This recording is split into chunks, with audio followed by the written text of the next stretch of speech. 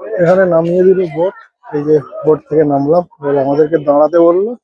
তো দাঁড়ালে সবাই যারা একসাথে নেমেছি চলে যাবো এদিকে হ্যামিল্টন সাহেবের বাংলো আর রবীন্দ্রনাথ ঠাকুরের বাংলো দেখতে। একটা বাজতে আর 20 মিনিট মতো বাকি। তো বেকন বাংলোর টিকিট কেটে নিয়েছি, চলো। এটা রবীন্দ্রনাথ ঠাকুরের বাংলো। রবীন্দ্রনাথ ঠাকুর এখানে এসেছিলেন,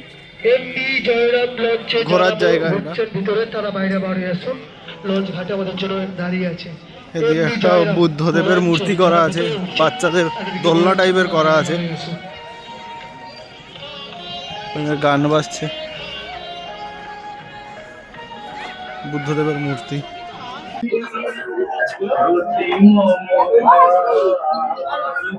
এই রুমটায় রবীন্দ্রনাথ ঠাকুর ছিল, এখন কিছু নেই ভেতরে, শুধু একটা আলোই দেওয়া আছে।